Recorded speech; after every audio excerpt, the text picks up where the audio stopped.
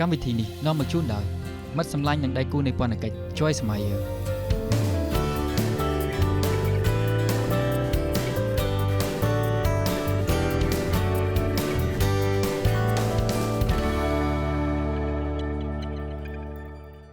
នៅថ្ងៃនេះយើងនិយាយអំពីការរងចាំព្រះជាម្ចាស់អ្នករំភើបពីប្រធានបទនេះអត់យើងនិយាយអំពីសិល្បៈនៃការរងចាំដ៏អត់ធ្មត់លើព្រះជាម្ចាស់ហើយមិនព្យាយាមដោះស្រាយបញ្ហាដោយខ្លួនឯងហើយធ្វើឲ្យបញ្ហាកាន់តែយ៉ាប់យ៉ឺនជាងអ្វីដែលយើងឆ្លងកាត់អាមែននៅពេលដែលអ្នកធ្វើកិច្ចការនោះបាននោះឯងជាសុភមង្គលការដែលអត់ធ្មត់ជាសុភមង្គលមួយពីព្រោះអត់មានអ្វីដែលអាចមកយាយីយើងបានឡើយព្រះប្រទានអំណាចដល់យើងមានអំណាច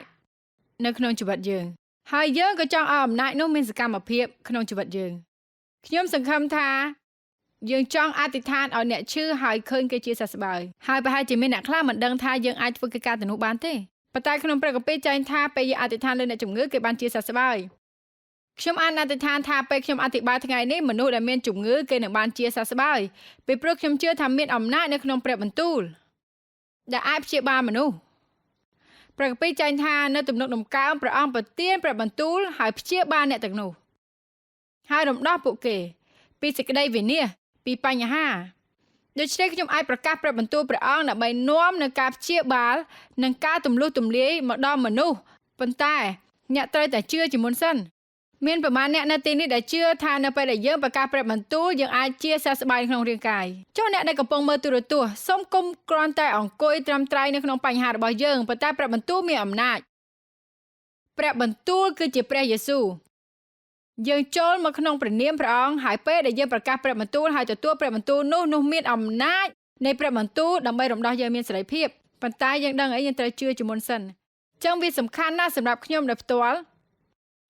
ដែលយើងមានអំណាចរបស់ព្រះធ្វើការ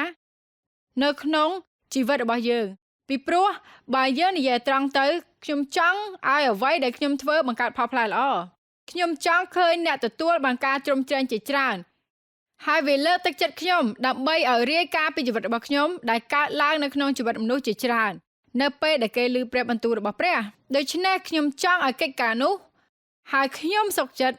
ដើម្បីរួបរวมជាមួយព្រះវិញ្ញាណបរិសុទ្ធនិងបណ្ដុះនៅគុណធម៌ទាំងប៉ុន្មានដែលព្រះអង្គចង់មានព្រះបន្ទូលនៅក្នុងជីវិតរបស់ខ្ញុំដើម្បីឲ្យការនោះកើតឡើងជារូបរាងមានកិច្ចការជាច្រើនដែលយើងនិយាយដូចជានៅថ្ងៃមុនយើងនិយាយអំពីសុភមង្គលហើយអ្នកមានចិត្ត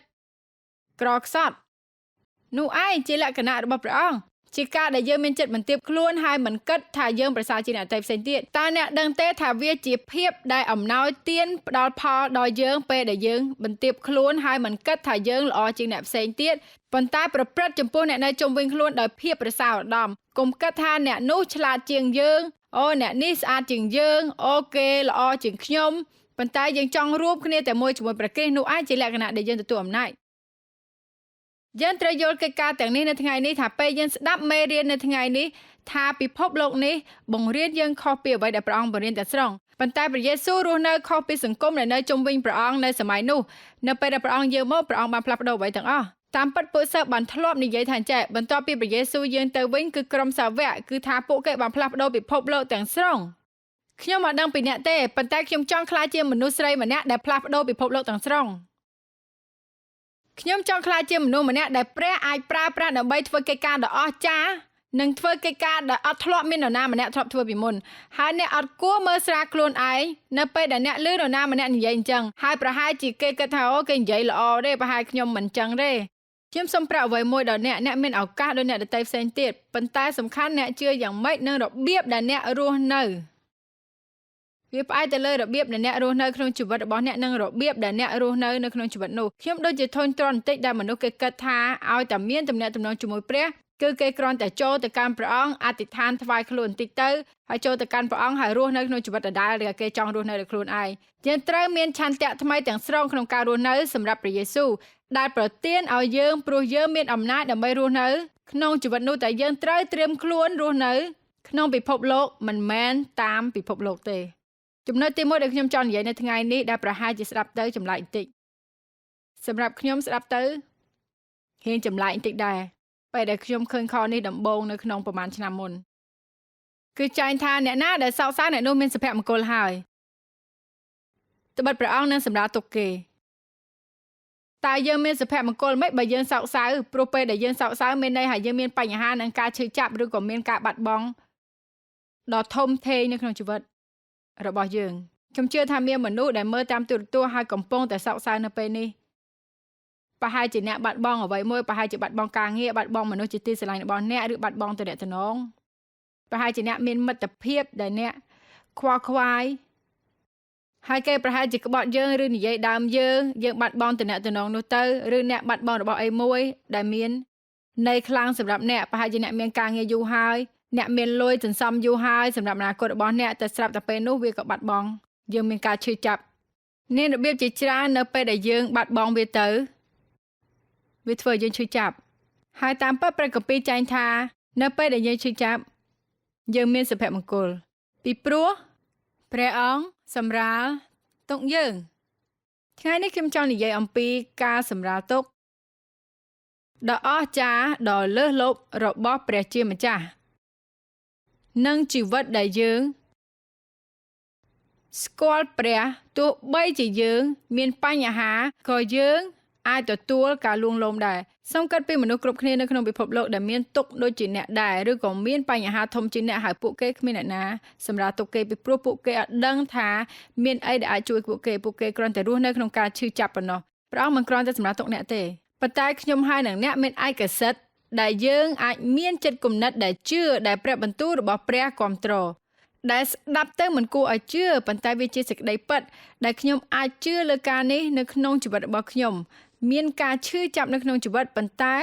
មានអ្វីដែលល្អកើតចេញពីរឿងនេះនោះឯងដែលស្ដាប់ទៅអត់សមហេតុផលទៅសោះឥឡូវខ្ញុំឈឺចាប់ប៉ុន្តែវាខ្លាចជាប្រយោជន៍ល្អដល់ខ្ញុំវិញខ្ញុំឈឺចាប់តែពេលដែលខ្ញុំឆ្លងកាត់រឿងនោះខ្ញុំនឹងក្លាយជាមនុស្សដែលល្អប្រសើរមានអំណាចមានន័យមានភាពរស់រវើកជាងជីវិតរបស់ខ្ញុំពីមុនកាលអត់ទាន់មានបញ្ហាអ្នកដឹងអត់នេះជាអត្ថកម្បាំងមួយហើយវាមានអត្ថប្រយោជន៍មួយនៅក្នុងជីវិតរបស់យើងនៅពេលដែលយើងសម្រេចចិត្តជឿលើព្រះយេស៊ូវនៅពេលដែលយើងជួបបញ្ហាយើងមិនចាំបាច់និយាយថាអូគ្មានអ្វីអាចធ្វើបានទេរញ៉េរញ៉ៃណាស់អ្វីទាំងអស់ចប់ហើយខ្ញុំសូមប្រាប់រឿងមួយមានបញ្ហាជាការប្រសើរបំផុតដើម្បីចាប់ផ្ដើមសារជាថ្មីអ្នកតែងតែមានឱកាសចាប់ផ្ដើមសារជាថ្មីជានិច្ចតើពាក្យនោះមានន័យថាម៉េចអ្នកសោកសៅមានសុភមង្គលហើយព្រោះព្រះអង្គនឹងសម្រាប់ទុកគេខ្ញុំឈឺចាប់មែនតែខ្ញុំគិតរឿងនេះប៉ុន្មានអ្នកធ្លាប់ឃើញគេមានចិត្តគំនិតបែបនេះដែលថាអត់ទេទោះបីខ្ញុំឈឺចាប់ខ្លាំងមែនទែនដូចជាមានអារម្មណ៍ថាអត់អាចទ្រាំជីវិតនេះបានទៀតប៉ុន្តែខ្ញុំដឹងថាខ្ញុំសម្រេចចិត្តនៅថ្ងៃនេះហើយខ្ញុំនឹងស៊ូទ្រាំខ្ញុំនឹងឆ្លងផុតស្ថានភាពនេះហើយនេះមិនមែនជាអវសាននៃជីវិតខ្ញុំទេខ្ញុំថានេះមិនមែនជាអវសាននៃពិភពលោកទេ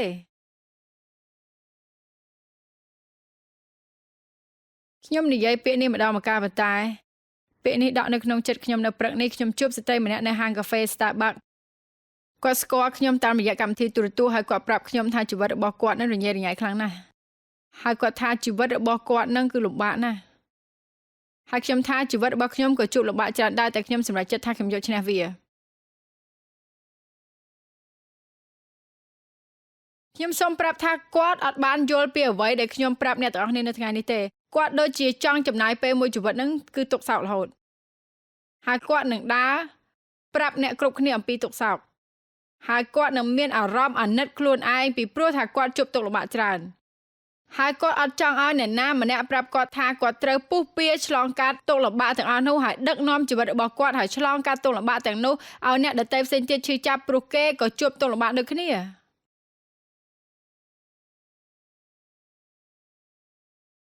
ជាញឹកញាប់យើងសួរថាហេតុអីមនុស្សល្អជួបរឿងអកុសលប៉ុន្តែនោះជាសំណួរអត់ត្រឹមត្រូវទេហើយនៅពេលដែលអ្នកសួរសំណួរដែលខុសអ្នកអត់ទទួលបានចម្លើយអីទេយើងគួរសួរថាមានរឿងអីកើតឡើងចំពោះមនុស្សល្អដែលគេជួបរឿងអកុសលតើមានអីកើតឡើងចំពោះមនុស្សល្អពេលរឿងមិនល្អកើតឡើងចំពោះគេខ្ញុំឃើញសៀវភៅមួយក្បាលដែលគេសរសេរតែខ្ញុំអត់ចាំអ្នកនិពន្ធនោះទេថាជីវិតពិបាកយើងត្រូវស៊ូទ្រាំទៅមុខអ្នកអត់ចាំបាច់ គ្រាន់តែចោះខ្ញុំនឹងបញ្ហាឯមួយទេតែអ្នកទៅតែពុះពៀស៊ូទ្រាំឲ្យខ្ញុំសូមប្រាប់ថាអ្វីក៏ដោយដែលខ្ញុំបានធ្វើវាជួយខ្ញុំឲ្យឆ្លងកាត់ជីវិតរបស់ខ្ញុំហើយមានកិច្ចការជាច្រើនទីមួយគឺខ្ញុំគ្រាន់តែគិតថាមិនព្រមបោះបង់ចោលទាល់តែសោះហើយខ្ញុំសូមប្រាប់ថាគ្រប់ទីកន្លែងដែលអ្នកនៅថ្ងៃនេះមិនថាមានរឿងអ្វីកើតឡើងក្នុងជីវិតរបស់អ្នកមិនថាអ្នកនៅក្នុងបន្ទប់នេះឬមើលទូរទស្សន៍ឬក៏ស្ដាប់តាមវិទ្យុមិនថាមានអ្វីកើតឡើងចំពោះអ្នកវាកើតឡើងប្រមាណដងឬពិបាកប៉ុណ្ណាខ្ញុំនឹងទទួលបានផលប្រយោជន៍ពីកិច្ចការទាំងអស់នោះបើអ្នកសម្រេចចិត្តអញ្ចឹងខ្ញុំនឹងស៊ូទ្រាំខ្ញុំនឹងយកឈ្នះហើយមិនត្រឹមតែប៉ុណ្ណោះទេខ្ញុំនឹងមានប្រយោជន៍ពីកិច្ចការទាំងអស់នោះពីព្រោះព្រះអង្គមិនអាចកុហកសោះឡើយហើយព្រះបន្ទូលទ្រង់ចែងថាអ្វីទាំងអស់ផ្សំគ្នាឡើងជាប្រយោជន៍ដល់អ្នកស្រឡាញ់ព្រះអង្គនិងត្រាស់ហៅតាមបំណងរបស់ព្រះអង្គ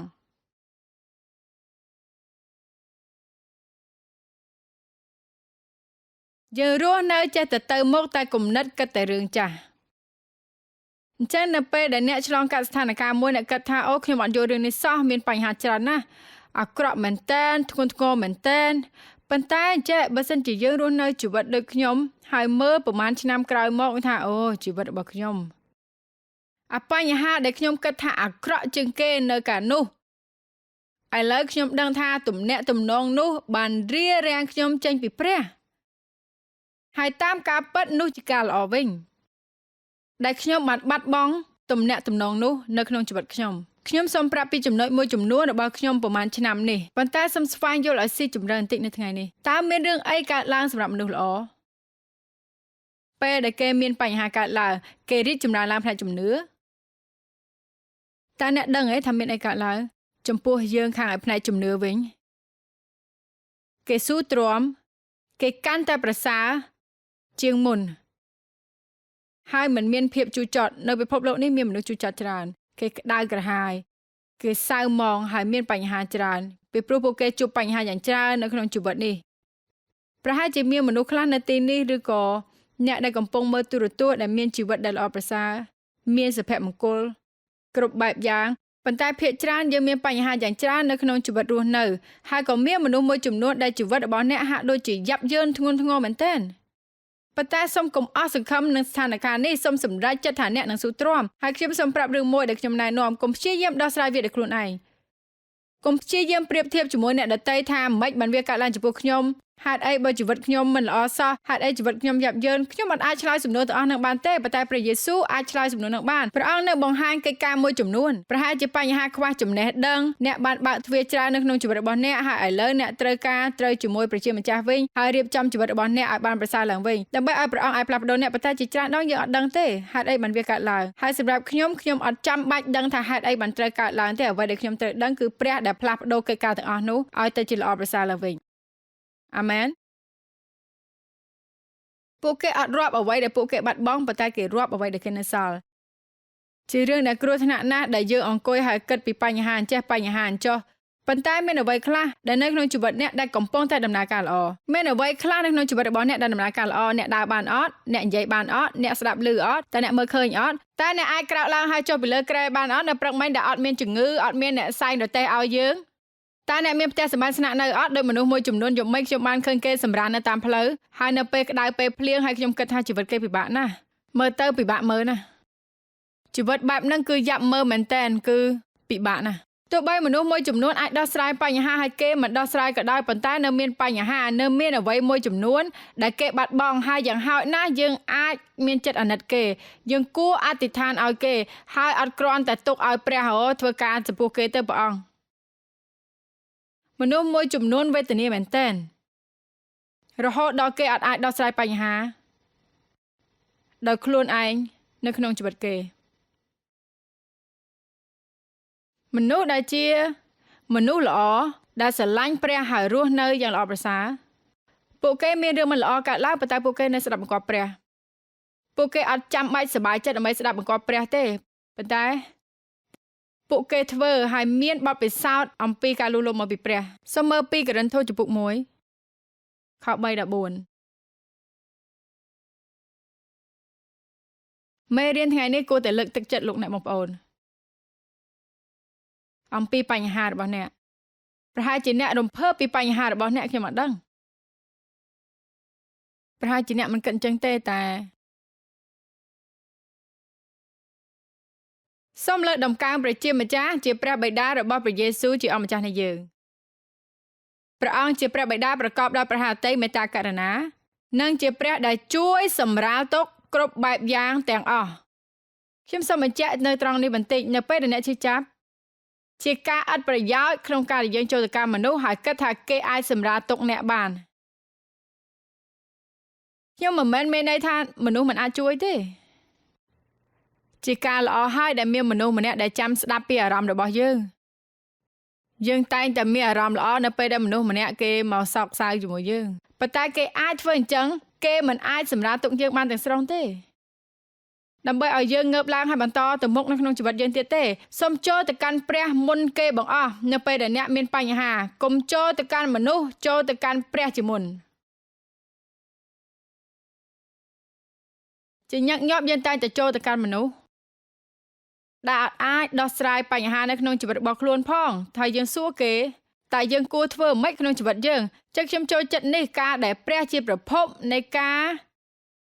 សម្រាប់ទុកឲ្យមានមនុស្សនៅទីនេះដែលអ្នកត្រូវលឺអ្វីដែលខ្ញុំនិយាយព្រោះរាល់លើកដែលអ្នកមានបញ្ហាអ្នកតែងតែចង់ជួបមិត្តភក្តិ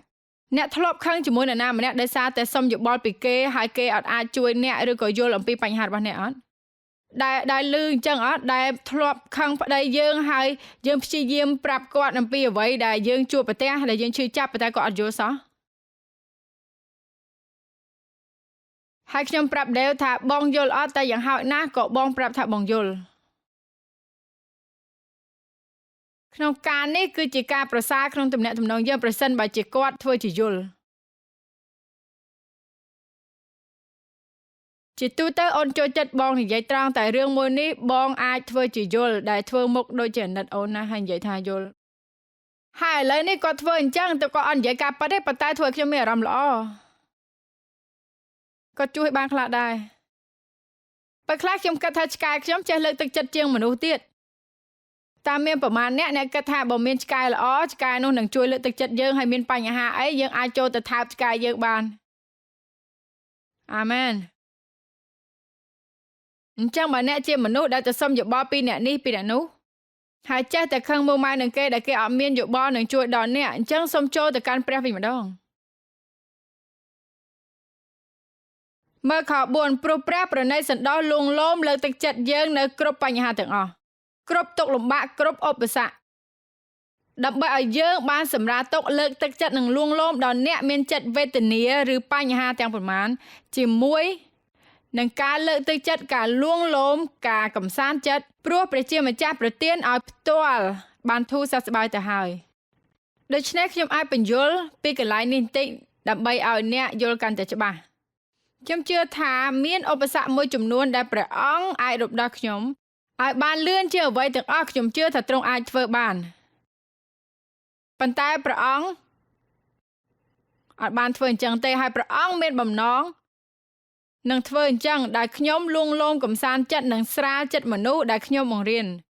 នៅពេលនេះពីព្រោះនៅពេលដែលខ្ញុំនិយាយអំពីការឆ្លងកាត់ឧបសគ្គខ្ញុំមិនគ្រាន់តែអានសៀវភៅទេប៉ុន្តែខ្ញុំបានឆ្លងកាត់បញ្ហាទាំងនោះខ្ញុំធ្វើរួចហើយខ្ញុំដឹងពីអ្វីដែលខ្ញុំនិយាយហើយខ្ញុំដឹងថាព្រះអង្គបានស្មោះត្រង់ជាមួយខ្ញុំដូច្នេះបើអ្នកចង់ឲ្យព្រះអង្គប្រើប្រាស់បើអ្នកហ៊ាននិយាយហើយអធិដ្ឋានថាសូមប្រើខ្ញុំព្រះអង្គបើសិនជាអ្នកហ៊ាននិយាយថាព្រះអង្គសូមប្រើប្រាស់ខ្ញុំប្រហែលអ្នកហ៊ានអធិដ្ឋានបែបហ្នឹងចឹងសូមដឹងចេះអ្នកកំពុងតែដាក់ខ្លួនឯងដើម្បីឲ្យព្រះអង្គប្រើប្រាស់អ្នកដឹងមិនអត់បើអ្នកចង់បម្រើព្រះអ្នកត្រូវតែមានបទពិសោធន៍ខ្លះអត់ទាន់មានគ្រប់គ្រាន់បើយើងអត់ទាន់មានគ្រប់គ្រាន់អ្នកត្រូវតែមានបទពិសោធន៍ហើយព្រះគម្ពីរចែងថាព្រះយេស៊ូវក៏រៀនស្ដាប់បង្គាប់ទុក្ខលំបាករបស់ទ្រង់នៅហេព្រើរចំពុក5អញ្ចឹងបើមនុស្សម្នាក់ដែលអត់ដែលស្ដាប់បង្គាប់សោះហើយឲ្យទៅស្ដាប់បង្គាប់ព្រះអង្គមិនមានន័យថាព្រះអង្គបានរៀនស្ដាប់បង្គាប់សិនព្រះថារៀនដើម្បីស្ដាប់បង្គាប់ព្រះបិតា ត្រូវលះបង់ប៉ុណ្ណាហើយត្រៀមខ្លួនក្នុងពេលចែងថាព្រះអង្គត្រៀមខ្លួនហើយបំពាក់បំពន់ដើម្បីក្លាយជាមហាបូជាចារ្យតាមរយៈកលៈទេសៈដែលព្រះអង្គឆ្លងកាត់ខ្ញុំអាចបម្រើនិងជួយអ្នកបានដោយសារខ្ញុំបានឆ្លងកាត់ជីវិតជាក់ស្ដែងរបស់ខ្ញុំហើយខ្ញុំមានគុណភាពនិងសមត្ថភាពដោយឈរនៅទីនេះហើយបង្រៀនអ្វីដែលចេញពីចិត្តរបស់ខ្ញុំហើយបើអ្នកចង់មានគុណសម្បត្តិដើម្បីជួយអ្នកដទៃផ្សេងទៀតហើយមានអំណាចដ៏ពិតប្រាកដនៅលើពាក្យសម្ដីរបស់អ្នកនោះអ្នកចាំបាច់ត្រូវតែទុកចិត្តព្រះថាអ្វីដែលអ្នកឆ្លងកាត់ក៏ដោយព្រះមានគោលបំណងនិងផែនការសម្រាប់អ្នកហើយអ្នកនឹងល្អប្រសើរជាងពេលដែលអ្នកឆ្លងកាត់ទងលំបាកនោះទៅទៀតជាការល្អមែនតើដែលអ្នកអាចទះដៃស្រែកហូរហើយដើរឆ្លងកាត់ពីបញ្ហាទាំងអស់នោះទាំងរៀបចំខ្លួនខ្ញុំអរគុណដល់អ្នកដែលលើកទឹកចិត្តខ្ញុំប៉ុន្តែខ្ញុំសូមប្រាប់ថាពេលដែលអ្នកជួបបញ្ហាហើយរឿងរ៉ាវទាំងអស់ដូចជាធ្ងន់ធ្ងរហើយយ៉ាប់យ៉ឺនជីវិតរបស់អ្នកដូចជាពិបាកជីវិតរបស់អ្នកដូចជាពិបាកតឹងណែនមែនតើប៉ុន្តែពេលដែលអ្នកឆ្លងកាត់វាជាការប្រសើរដែលអ្នកមានមនុស្សម្នាក់អាចមកប្រាប់អ្នកថាទោះបីជារឿងហ្នឹងតានតឹងប៉ុណ្ណាអ្នកត្រូវធ្វើអញ្ចឹងអ្នកត្រូវតែតស៊ូហើយឆ្លងកាត់ស្ថានភាពហ្នឹងហើយអ្នកនឹងមានជ័យជំនះហើយអ្វីដែលអ្នកឆ្លងកាត់នឹងប្រសើរជាងនោះទៅទៀតនៅពេលអនាគតអាមែនអ្នកដែលសោកសៅមានសុភមង្គលហើយព្រោះព្រះនឹងសម្រាប់ទុកគេអារម្មណ៍ធម្មជាតិយើងតែគិតថាយើងអត់មានសុភមង្គលពេលដែលយើងបាត់បង់អ្វីមួយប៉ុន្តែរបស់ដែលយើងស្រឡាញ់ជាងគេអាចរារាំងយើងពីទំនាក់ទំនងជាមួយព្រះនិងបំបែកយើងចេញពីទ្រង់ព្រះអត់ចង់ឲ្យយើងរស់នៅធម្មតាសាមញ្ញសើសើរជាគ្រីស្ទបរិស័ទទៅពហិមួយអាទិត្យម្ដងហើយមានទំនាក់ទំនងធម្មតាជាមួយទ្រង់ទេព្រះអង្គអត់គ្រាន់តែឲ្យអ្នកកាន់សាសនាហើយគ្មានទំនាក់ទំនងជាមួយនឹងព្រះជាម្ចាស់នោះទេទាំងខ្លួនអ្នកផ្ទាល់ជាអ្នកដឹកនាំខ្លួនឯងព្រះអង្គចង់ឲ្យយើងសោយរាជ្យនៅលើជីវិតអ្នកហើយជួយដោះស្រាយបញ្ហាទាំងប្រមាណដែលកើតឡើងអាមែនជួនកាលព្រះអង្គធ្វើការជាមួយយើងទៅតាមរបៀបដែលយើងអត់យល់សោះជួនកាលយើងយល់ថាវាជាសោកនាដកម្មដ៏ធំក្នុងជីវិតយើងអាចក្លាយជាព្រះពរដ៏ធំជាងគេដែលយើងអាចមាននៅក្នុងជីវិតយើងអាចគិតពីលោកយូសាបនៅក្នុងព្រះគម្ពីរហើយសាច់រឿងនេះពីដំបូងឡើយគឺពិបាកមែនទែន